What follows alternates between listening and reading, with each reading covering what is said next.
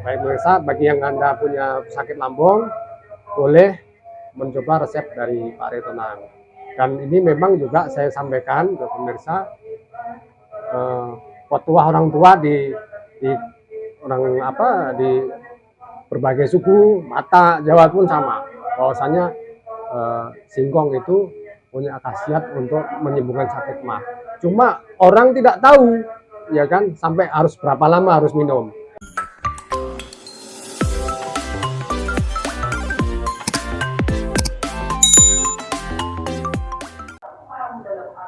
Bismillahirrahmanirrahim. Assalamualaikum warahmatullahi wabarakatuh. Selamat malam pemirsa semua.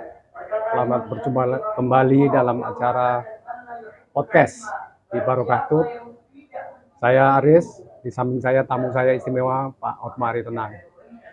Pada kesempatan kali ini kita akan berbincang-bincang tentang pengalaman teman kita Pak Otmar Ritonang, pengalaman hidup, pernah mengalami sakit di waktu muda, yakni sakit mah kronis. Ini kebetulan beliau main ke rumah saya, sekalian saya ambil video ini supaya menjadi tontonan dan renungan bagi pemirsa yang mungkin mengalami sakit yang sama, Pak Ritonang ya. Iya, ya. Jadi ngomong-ngomong, boleh saya tanya nih Pak Ritonang? Boleh. Sakit mah itu terjadi Pak Ritonang pada saat umur berapa?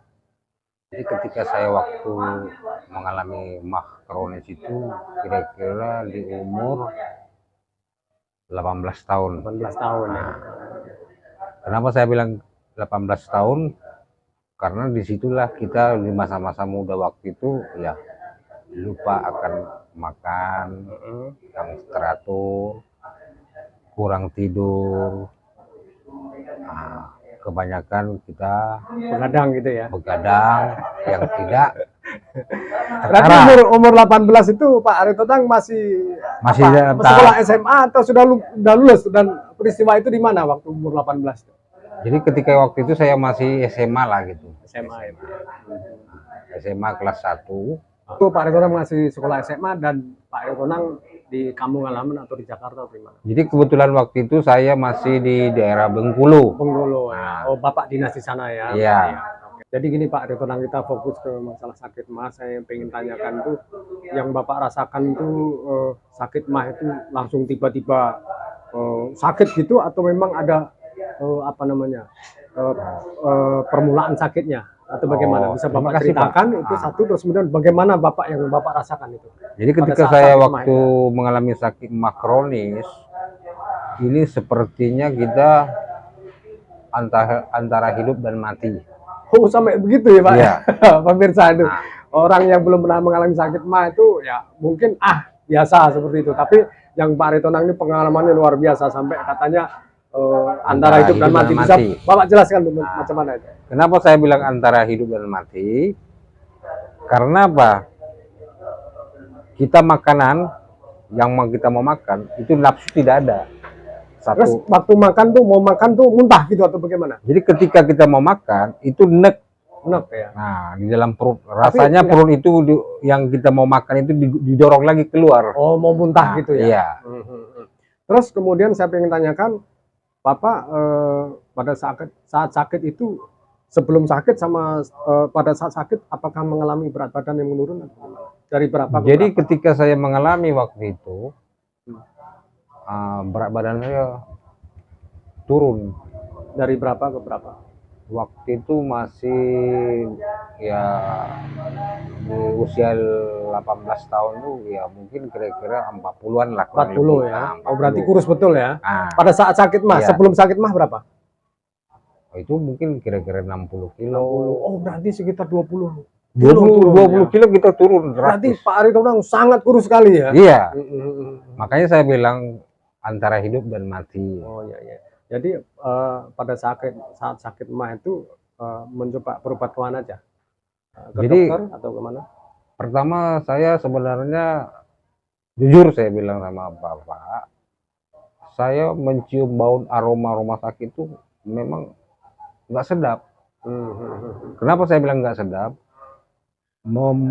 mencium aroma rumah sakit ini maunya mau muntah. Mau muntah ya. Nah, karena bermacam macam bau obat itu, apalagi di rumah sakit. Nah, Tapi nggak pernah ketemu ke dokter untuk mengobati secara medis gitu, Jadi- dikasih resep-resep obat. jadi begini Pak, jadi kebetulan saya sudah mengalami kronis, datang ibu saya bilang, ayo Lana, enggak lah, saya bilang, jangankan ke rumah sakit, bilang, mencium aroma rumah sakit saja udah muntah. Nggak muntah ya. Jadi terakhirlah dibilang orang tua saya, sampai kapan kamu begini nak? Nah, dalam arti kata, nggak sampai hati aku membiarkan kamu begitu. Tapi orang tua saya mengatakan, ayolah,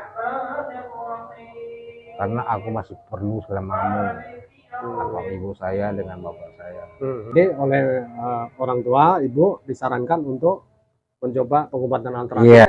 Jadi oleh mama akhirnya dikasih resep apa? Jadi ibu dengan saya lah waktu ke rumah sakit. Nah, setelah ke rumah sakit, memang saya langsung pakai masker. Tapi maskernya tuh berupa ya serbet lap tangan. Saya ikat begini Pak. Jadi untuk mengantisipasi Muntah gitu. bau aroma dari rumah sakit. Rumah sakit yang anu ya, Iya. bau-bau obat-obatan Iya. ya. Jadi sempat ke rumah sakit juga Pak itu nanti antar sama mama. Sempat. Ya. Sempat. Dirawat atau rawat jalan? Jadi kebetulan waktu saya dengan mama saya itu ya seperti biasa berjalan. Rawat jalan ya. Nah. Enggak ya. Kenapa Bu anaknya? Gini dok, kebetulan saya bawa anak saya ini sakit apa mah, dalam arti kata dia tidak ada nafsu makan. Kedua, lama-lama badan anak saya ini turun, nggak bertambah. Karena apa? Faktor daripada makanan. Ya gimana lah, makan 1 sendok atau 2 sendok, habis itu enggak. Bagaimanapun juga ibaratnya kita berikan makanan atau lauk pauk yang enak, dia merasa makanan itu seperti sampah. Iya betul, nggak ada selera makan lah gitu. Iya. Jadi singkat cerita, habis itu ketemu dokter Girsang itu, terus dikasih resep obat ya. Jadi waktu saya berjumpa dengan dokter, diperiksa, buka baju, barengan di tempat tidur dia, dicek, ditokok perut saya, memang iya. Pertama dikasihlah waktu itu oleh dokter untuk mengantisipasi supaya jangan terjadi lebih parah lagi. Lebih parah lagi. Berarti dikasih obat ya. Iya. Terus Pak Aritonang selesai ketemu dokter tentu pulang kan. Iya. Habis itu tentu minum obat itu atau tak diminum jangan-jangan. Jadi waktu saya dikasih dokter itu obat dari dia, sempat waktu itu 5 hari saya nggak makan. Alasannya apa Pak Aritonang? Alasannya kenapa saya bilang? Dari pertama saya bilang, saya paling anti ke rumah sakit, apalagi memakan obat. Oh, ke rumah sakit sendiri anti, minum obatnya juga anti. Iya. Karena mencium aroma daripada obat tersebut. Oke. Jadi selama 5 hari tidak minum obat, sakit Pak Aritonang macam mana? Apakah sembuh dengan sendirinya atau malah makin berat? Ketika saya duduk di satu ruangan, khususnya di kamar saya, jadi saya membaca sebuah buku, yaitu yang berjudul buku menu obat tradisional. Oh ya. Jadi ketika saya membaca buku itu lembar demi lembar, ternyata saya sempat pesimis. Tetapi ada dalam hati saya atau prinsip saya kan, kalau memang itu Tuhan mau kehendak saya mau mati, saya siap. Waktu malam hari itu, setelah saya sudah baca buku Pak, jadi malam hari itu saya mimpi. Jadi dalam mimpi saya ini ada seorang kakek yang berjubah putih dengan jenggot yang panjang, rambut panjang. Apa yang dikatakan si kakek dalam mimpi? Di dalam mimpi saya itu menjumpa, dia mengatakan dengan saya, perlu kamu berjuang nak, Oh, karena jadi perjalananmu masih panjang. masih panjang. Oh, itu istilahnya kakek itu mensupport kamu lah. Kamu harus berjuang, jangan pasrah gitu kan. Iya, iya Oke, benar. oke, oke. Pahami. Terus kemudian dia memberikan resep obat atau bagaimana? Jadi ketika dia memberikan di dalam mimpi saya, semangat kamu nak, berjuang kamu nak, karena masih panjang perjalananmu. Hmm. Nah, ternyata waktu itu saya tersentak atau bangun, kukira sudah siang. Ternyata masih jam 3 pagi, jam 3. Setengah 4 subuh. Setengah 4 subuh. Berarti mimpinya kalau mimpi jam segitu, kalau menurut Iya. kepercayaan orang-orang tua, itu mimpi itu ada benarnya. Iya. Pagi saya tersentak, saya duduk, saya pikirkan lagi dalam arti mimpi saya ini. Ternyata saya bilang sama ibu saya, Mak, aku pernah mimpi malam tadi ada seorang kakek yang berjubah putih, jenggotnya panjang, rambutnya segini. Saya nggak tahu arti mimpi itu, tapi saya mempunyai prinsip mimpi ada dua alternatif atau dua pilihan, sebagai petunjuk dan atau sebagai bunga-bunga tidur. Bunga tidur.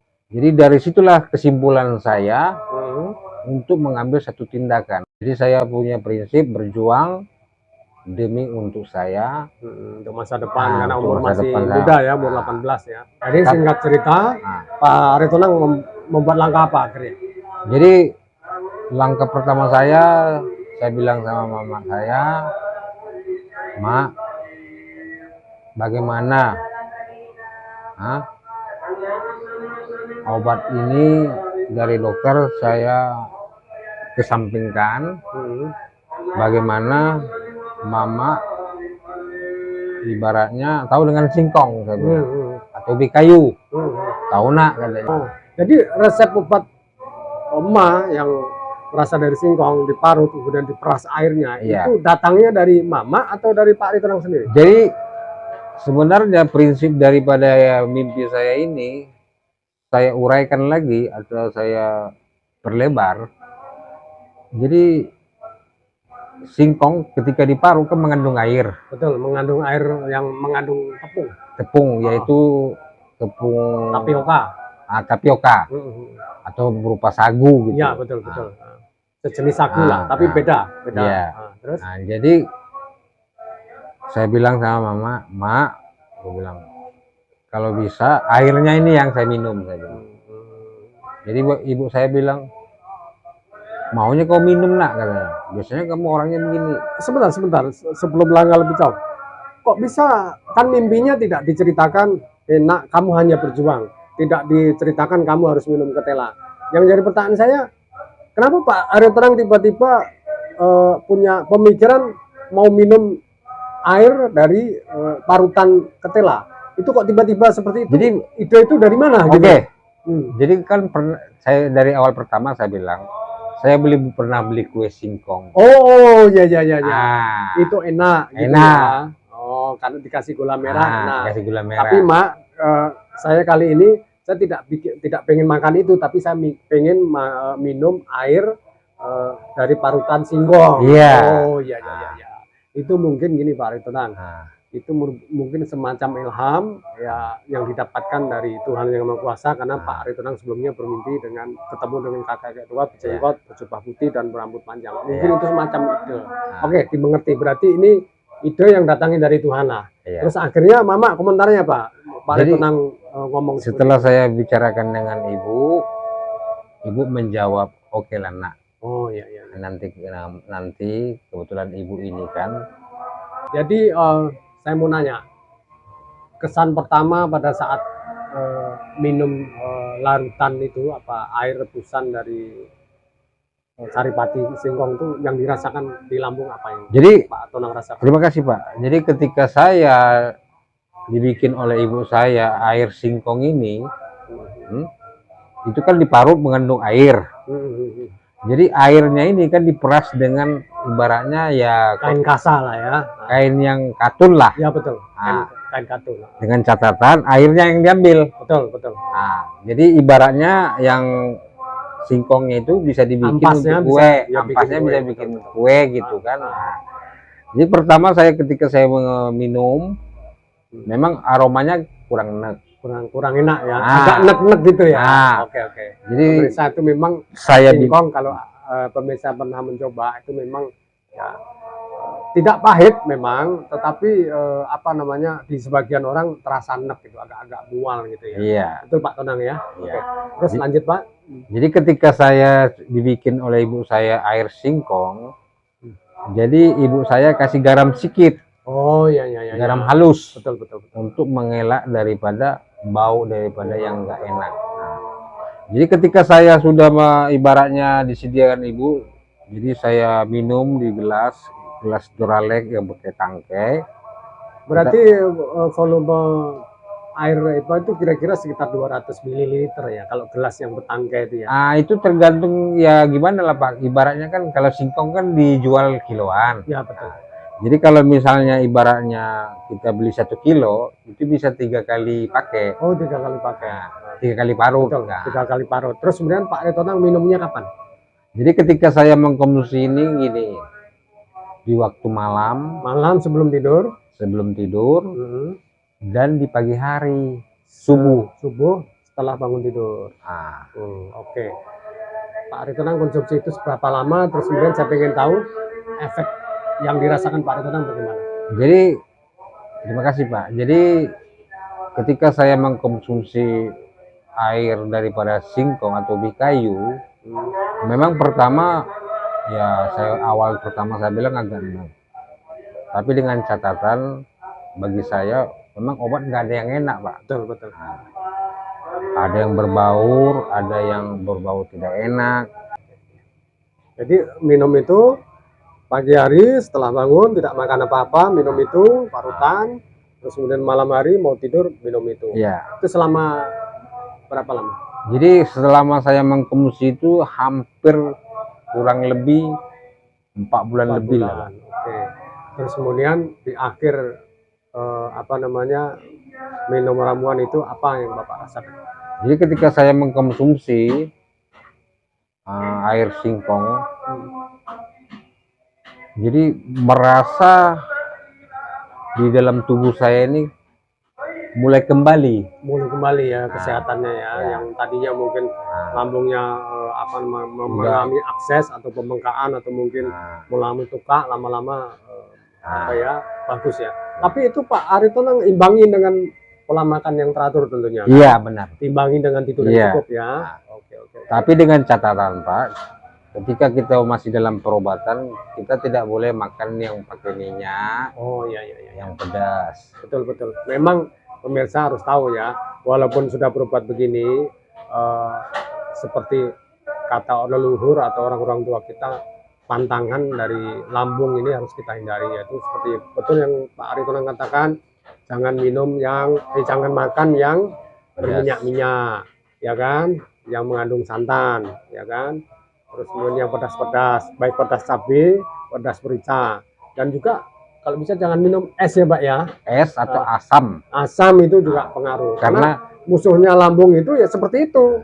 Asam ya, berminyak, bersantan, dingin-dingin itu dilarang. Jadi selama pengobatan itu hindari itu dulu. Ya. Betul Pak Ritonang? Ya benar Pak. Terus kemudian saya mau nanya.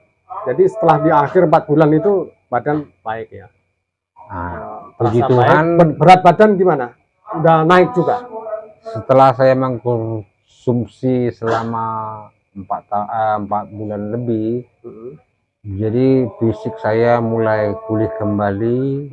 Yang kedua, nafsu saya mulai makan mulai tumbuh ya. Oke. Jadi setelah 4 bulan itu baru stop gitu ya. Iya. Terus pertanyaan saya, begitu dengan badan yang tadinya 40 kembali lagi ke 60 ya. Iya. Badan mulai sehat, ada nafsu makan. Terus kemudian saya mau nanya, setelah 4 bulan itu Pak Ritonang sudah mulai makan yang agak-agak yang agak-agak yang menjadi pantangan dari lambung itu Bapak mulai makan ya? Seperti santan gitu.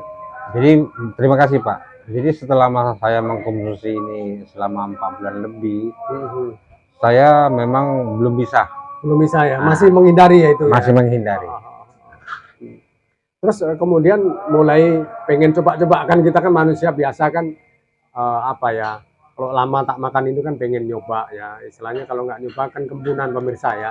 Jadi setelah 4 bulan Pak Ari Tenang belum berani makan yang bersantan, yang berminyak, yang pedas itu, sampai berapa lama itu baru berani lagi? Jadi terima kasih Pak. Jadi selama saya mengkonsumsi air patinya singkong, jadi saya menghindari makanan dulu cabai, minyak, asam. Nah, jadi selama hampir 1 tahun lah Pak. Oh 1 tahun, oke, paham ya. Jadi selepas 1 tahun baru mulai berani. Nah, sekarang saya mau tanya nih, setelah sekian lama dari 18 sampai 19 tahun sakit ya, terus Bapak diantarkan udah mulai pulih, berat badan kembali semula, nafsu makan segala macam. 1 tahun tuh tak berani makan itu, terus kemudian mulai berani makan ya kan? Iya. Setelah 1 tahun itu, apa yang Bapak rasakan? Apakah ketika makan asam, pedas, cabai, pedas merica, lambungnya masih mengalami penolakan atau enggak? Atau sudah pulih sama sekali? Jadi terima kasih Pak. Jadi puji Tuhan, selama saya 1 tahun tidak mau memakan yang minyak, yang pedas, asam, jadi saya sudah memberanikan untuk memakan yang satu contoh yang pakai gorengan, yang pakai sambal. Tapi asamnya ya nggak begitu aja gitu, ibaratnya jangan sampai banyak lah, 1 tetes saja udah ada rasa asam. Jadi itu sudah mulai kuat lambungnya ya? Jadi ketika saya sudah mengkonsumsi itu, jadi kita kembali manusia seperti semula. Seperti semula ya. Alhamdulillah, berarti Tuhan memberkati ya. Bapak berumur panjang. Sekarang Pak Ari Tenang sudah umur mau 50 ya? Jalan 51. Jalan 51. Jadi setelah kejadian itu Bapak makan santan, makan pedas, udah ada masalah lagi? Enggak masalah lagi. Jadi pemirsa, bagi pemirsa yang punya sakit mah, ini resep dari yang mendapat ide dari mimpi ya, ini bisa diperhatikan pemirsa, bahwasanya supaya jangan terhindar sakit mah, pola hidup kita harus benar dulu ya kan, makan teratur, jangan stres, tidur cukup, olahraga cukup, habis itu juga banyak istirahat ya, terus kemudian makan makanan yang berlebihan seperti santan segala macam ya kurangilah kan gitu kan. Nah kalau memang sudah sakit itu pantangannya jangan dilakukan ya kan, pedas cabai, pedas merica, santan, minyak, minum dingin-dingin jangan dilakukan.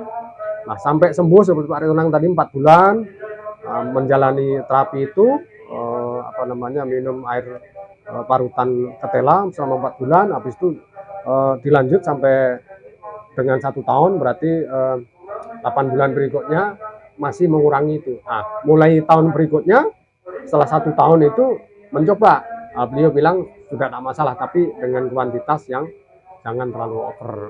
Yang di masalah itu sekarang pemirsa ya kan, kita selalu kalau udah senang misalnya santan tuh makannya berlebihan, itu yang tidak bagus.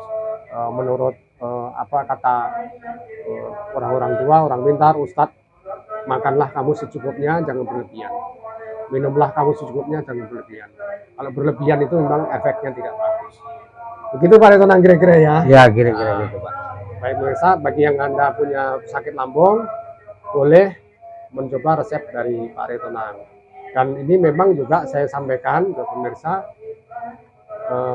petua orang tua di berbagai suku, Mata, Jawa pun sama, bahwasanya singkong itu punya khasiat untuk menyembuhkan sakit mah. Cuma orang tidak tahu ya kan, sampai harus berapa lama harus minum.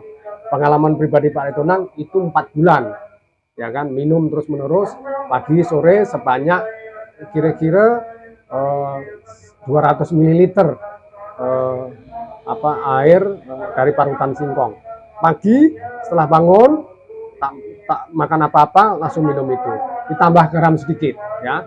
Kemudian malam mau tidur seperti itu. Minum air larutan ketela itu diperas pakai kain katun. Itu ada dijual pemirsa. Ada jual di mana-mana itu. Yang biasa orang untuk membuat kopi ya, Pak Ritonang ya. Benar. Itu ya, begitu diparut manual ya kan. Memang bisa juga pakai blender. Tapi kalau blender itu ya cepat memang, tapi hasilnya lain dengan yang parutan. Kenapa saya ngomong begitu pemirsa? Karena saya juga sudah pernah mencoba gitu. Saya seperti Pak Ritonang 4 bulan, saya sudah 3 bulan. Yang dibilang oleh Pak Ritonang itu saya coba terapkan dalam diri saya, dan alhamdulillah saya juga sama dengan Pak Ritonang. Cuma Pak Ritonang umur 18 tahun kena sakit mah, saya udah umur 50 lebih. Karena itu saya coba terapkan 3 bulan ini. Pemirsa tahu, berat badan saya tadinya 64, sekarang udah 70. Dan saya juga merasa lebih sehat. Kolesterol saya juga turun, kemudian gula darah saya juga turun. Jadi intinya sakit organ dalam, kolesterol, asam urat, mungkin juga gula darah itu sistem pencernaan. Kalau menurut istilah medis namanya metabolisme tubuh masalah. Kalau kacamata saya sebagai orang awam, bukan tenaga medis, itu lambung kita yang bermasalah. Lambung itu pemirsa seperti dengan mesin masalah, motor, mobil tidak jalan. Manusia pun begitu. Makanya kita harus jaga lambung kita dengan cara makan yang benar, istirahat cukup, olahraga cukup, dan jangan stres. Betul Pak Ritonang? Betul Pak. Jadi saya sampaikan juga sama Bapak. Kenapa saya bilang begitu? Ada sedikit catatan kecil Pak, bagi pemirsa yang melihat kami dengan Bapak ini. Singkong itu ada beberapa macam. Ya betul. Singkong mentega warnanya kuning. Warna kuning, betul. Ada lagi singkong yang warnanya putih. Itu singkong apa tuh Pak? Tetapi singkong ini ketika direbus dia nggak gembur. Nah, yang saya gunakan ini singkongnya yang kulitnya agak hitam dan bercampur merah. Nah, ketika direbus atau dikasih garam sedikit, dia singkong ini enak dimakan, gembur, nggak keras. Jadi singkong tadi secara fisik kulitnya agak hitam, ya, dalamnya putih. Oh ya. Berarti jadi ada 3 kriteria singkong Pak. Ini yang Pak Ritonang bilang ini susah dicari, karena yang baru saya sering konsumsi kalau nggak singkong mentega, singkong putih gitu. Iya. Tapi yang saya alami Pak Ritonang seperti itu agak payah dicari di tempat kita di Batam ya kan. Kalau mungkin di Bengkulu banyak itu. Iya, di sini hanya 2 jenis itu Pak Ritonang. Iya. Kalau pengalaman Pak Ritonang seperti itu, pengalaman saya konsumsi putih dan mentega. Khasiatnya juga sama pemirsa. Tapi kalau bisa cari seperti yang Pak Ritonang bilang, cuma di tempat sini susah gitu loh. Tapi tak apa pemirsa, yang jelas ini adalah resep leluhur, bisa Anda buktikan, bisa Anda coba, insya Allah sakit mah Anda akan sembuh. Tapi yang penting dicatat, selama masa pengobatan, tolong jangan makan yang bertentangan dengan lambung. Seperti tadi, jangan berminyak, bergas, pedas sapi, pedas merica, santan, asam, terus kemudian es, hindari dulu sampai sembuh total. Pak Ritonang 4 bulan minum itu, kemudian 8 bulan berikutnya jangan dulu lambung dikacau dengan makanan itu. Setelah 1 tahun boleh mencoba makanan macam-macam, tapi yang sewajarnya aja, yang lebih. Saya kira itu Pak Ritonang. Terima kasih sudah hadir di podcast saya ini. Moga-moga bermanfaat bagi pemirsa yang mengunjungi podcast saya. Dan untuk pemirsa yang baru saja bergabung, terima kasih sudah bergabung. Kalau emang ini bermanfaat untuk kalian, silahkan like, share, komen, dan jangan lupa subscribe. Itu saja pemirsa. Terima kasih Pak Ritonang sudah bergabung di channel YouTube saya, Barokah Tube. Demikian dulu pemirsa. Terima kasih. Selamat malam. Salam sehat kembali. Assalamualaikum warahmatullahi wabarakatuh.